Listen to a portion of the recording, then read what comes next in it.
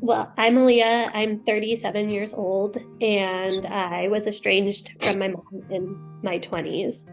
So, a little backstory is that I was adopted. And so, growing up, it made me feel like I was never really accepted and part of the family. And I think that was the hardest part is like we go to family gatherings and they're like, oh, those are your adopted kids. And my mom had other kids that were like loved and respected uh, and so it just felt like we were just kind of like pushed off and brushed off to the side. And then and growing up, we were just like felt like she adopted us for to be her ranch hands because she had a huge ranch and she like didn't really even have the time to work on it because she was working in like an hour away. So she had to do like 3 hours of commuting every day. So we didn't really even see her growing up.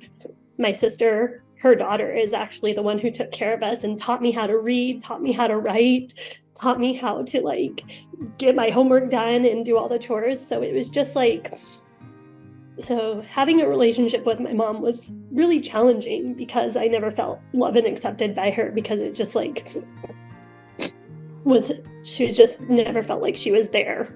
And so by the time I left the house and in my 20s and she would call, I just, every time it felt like a negative conversation. And I just like, I didn't want to be around it. I didn't want to hear from her. I didn't want to have anything to do with her. So I just stopped talking to her. I just wanted to live my life for me. I didn't want to like hear from her anymore. I just didn't want to hear her voice.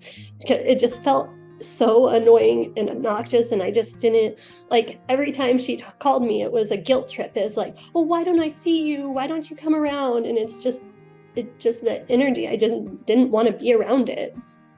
And so I just stopped answering the phone one day. And I didn't make it like consciously. I didn't say, I'm not like talking to her ever again or whatever. I just knew at that moment in my life, I I couldn't.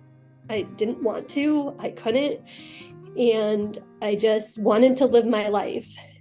I always knew like when I was ready, I would call her back someday. I didn't know. So it was about 2 years and I put myself through school. And so I paid for my own college and worked really hard to get my degree in human development. And luckily, along that journey, it took a lot of soul searching and knowing that, like, either I'd had to cut my mom out of my life forever because she probably wasn't gonna change, or I had to accept her for who she was. And she's always been a single mother, and she taught us a lot of good worth ethics. So I had to start focusing on what the good was in her. I had to stop. Cheryl said it really well, being the victim, right? Because every time I would think about my mom, I would think about how I just was like, felt like I could have been treated better or I could have been loved more or something like that. And it's like, well, now I know she did the best she could do. She loved me with all of her heart, and maybe my version of love was different. And so I had to start realizing this was who she was and either accepting that, and if she changed, great, but I felt like I had to love her more than she could love me, I guess, or love her more than she even loved herself. Because and so I knew I had to be the first one to take that step and just love and accept her for her choices. And yeah, and then 2 years later I decided to just pick up the phone and give her a call, and now we're talking and I love her, but it's not easy. I feel like it's constant work and constant acceptance every single day, and not letting the little things creep under, not letting that like feeling of like annoyance really take control, but breathing through those moments and just knowing that they have a different perspective than you and it's okay.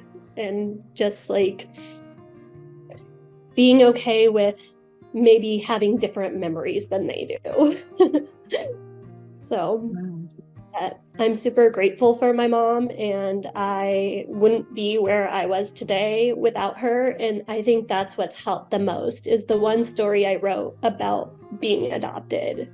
So she was literally, we went through so many homes, like 12, 15 homes in so short of time. And then they were pretty much like, if you don't get adopted, then that's that. And my mom was friends with the social worker. She wasn't even there to adopt a kid. And she heard about the story that me and my brother had gone through, and she immediately adopted us and took us home. And she's like, and she was 40 something. She was really older for parents back then.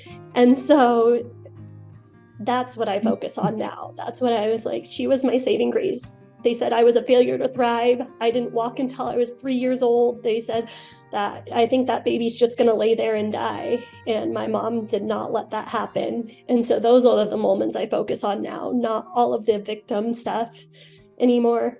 I am so grateful. And I think that's where we have to get to, is just that gratefulness and not all of the moments that we suffered through.